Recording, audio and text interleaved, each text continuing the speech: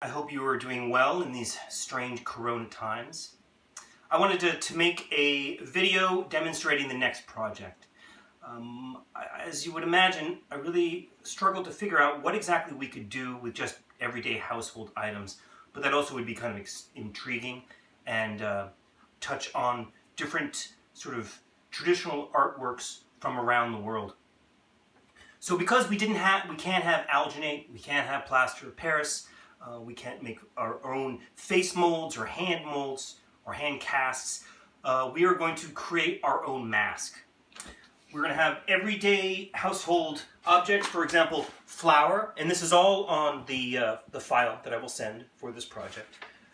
Everyday household flour. You'll need aluminum foil. You'll need some sort of box, some sort of container, and probably a cloth that'll help support the mask as we're making it. You also need newspaper. I also have some WD-40. You don't really need that. You can also use cooking oil, but I'll tell you when you would need that. Essentially, what we're going to be doing is creating a mold out of foil, right? Unwrap the foil a long length, because you're going to want to triple it up, give it more strength. So something like that. Tear it right here, and then what I did was fold it once, and then fold it again. So what we have is about 4 ply here. This then, you take and you mash it against your face. Do it gently. Mash is maybe the wrong word. Place it against your face, and then cover your face with the foil. Pushing a little on where your eyeballs are and your forehead. Of course, you're now directly... Oh, I never thought it's going to be a little harder to hear me now. You're creating this face mold. You can feel all those bones that you created in your skull in here. So essentially you have this mold of your face. The fact that it continues on, it doesn't really matter. So what we're going to do from here is that, I guess if you had enough foil, you could create a mask, but it still would be bendable. This is where the newspaper comes in. So you take this face mold and you place it inside your little nest here. Keep it safe. That's to support it. And what we're going to be doing is taking our newspaper. And camera person, if you could follow me over here. This is the newspaper area. We're going to be ripping them into strips. Okay? And so there's certain ways that if you take a newspaper and it's going up and down this way, so rectangular top to bottom, it then tears very easily from the top to the bottom. You see that? The other way, there isn't a seam and you just get these chunks. Right? You'll recognize it almost immediately. So rip the newspaper into, that's a little thick, right? This is just about perfect. So 1 to 2 inch strips right down the line. You're probably going to need 2 sections of newspaper to do this well. What I've been doing is that once I have it to this point, I would tear it in half. This is a pretty good size for the inside of your mask. So why don't we take these strips back over to this area right over here. Again, this is going to be messy. I really would have to say there's no good art that isn't messy in the making process, whether it's drawing or sculpting. What we need to do now is mix up the flour and water. That's all it is, flour and water. You're going to want it to be, I don't know if you can see that consistency, a little bit thinner than pancake mix. You see the way it moves? You get a sense, that's its viscosity. So I don't really have enough in here, so I'm going to add a little more water, and then I'm going to add more flour. What I used before was a whisk, but you can also use a fork. It doesn't... So I'm basically putting it in here, and then I whisk it up. Right now it's too watery, so I basically mix it up until I see the way it's moving is the right density for the liquid. So right now, that's too thin.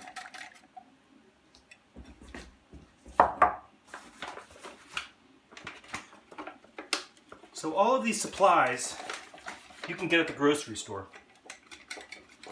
Flour, foil, newspaper. Sometimes they have those advertising broadsheets, but in the areas where they have books, they mostly usually have some sort of newspaper. You're going to want to use newspaper because it's porous. You don't want to use magazines because it's too slick and glossy. It's hard for things to stick to it. All right, so we have these strips. We have our flour. This is where it gets kind of messy. Basically what you're going to be doing, what's the best way to do this? So I just take my strip, I put it inside the liquid, and then I pull off any excess.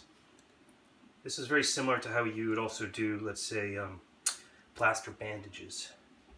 I didn't rip it in half, so this time what I'll do, I'll just fold it in half. And then you start placing it on the inside of your mask. You're going to want to kind of rub it against the foil. Oh, one step, and I'm sorry that I forgot about, is that if you line the inside of the foil with a little bit of oil, whether with your hands or a paper towel, that'll help in the separation process when it's drying.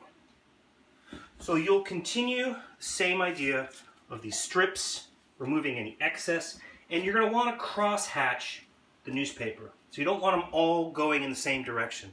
You're going to have them diagonal and right and horizontal, and you're basically creating this like mesh of newspaper that's filled with all the sort of flour adhesive, and then you will just slowly layer it. You want to make sure that you push it against the foil so it's right there, and I'm just going to be covering layer after layer.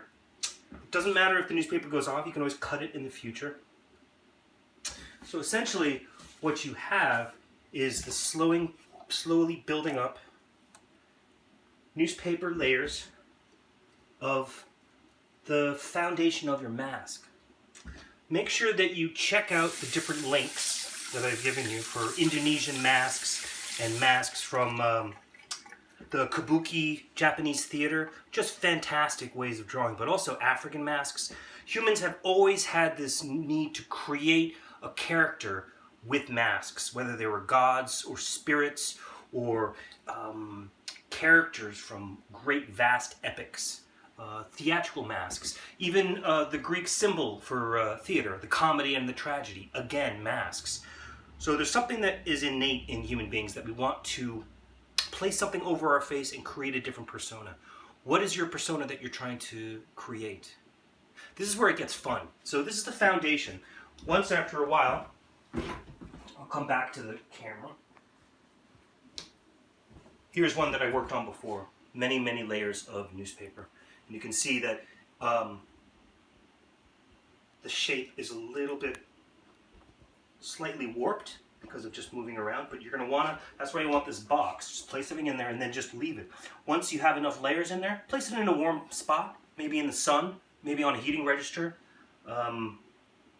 If your box is cardboard, then you can put it on a very low temperature with the oven open on the lowest temperature possible, like 100, 120. But also any place that's slightly warm. It's going to probably take a day and a half or so for it to dry. And once it's dry, you can start peeling away the foil. Place this back over here. So what you're going to have is essentially a paper mache mask that will fit on your face relatively well because you use your own face as the mold. This is where it gets fun. Trying to figure out how to decorate it. Sky's the limit. One thing that you'll need, of course, is some sort of glue. Again, they have glue in the craft section of any grocery store. Some other things that you can consider is how would you decorate it? You can use any kind of recycling, any sort of packaging, anything that has color on the outside. Also, remember, there's the great outdoors. Twigs and leaves, money, coins, glue coins on there. think about more foil and somehow, making horns or making, get some of the ideas from the links that I'll post. But honestly, the sky's the limit. Popsicle sticks, anything that's relatively light. Of course, if you have paint, but what I'll also include is a site that links you to natural pigments from beets or from spinach, maybe some berries, although those will be hard to find. But again, what I'm trying to do is have some sort of produce or fruit that you can get in the grocery store, because everyone needs to go to the store to get food. And this is how you can get your supplies to create this mask. Later on, I'll show you what I did with my mask when it's all done. And thank you very much. Please email me with any questions, and I'm always available by Zoom when your schedule permits. Thank you very much.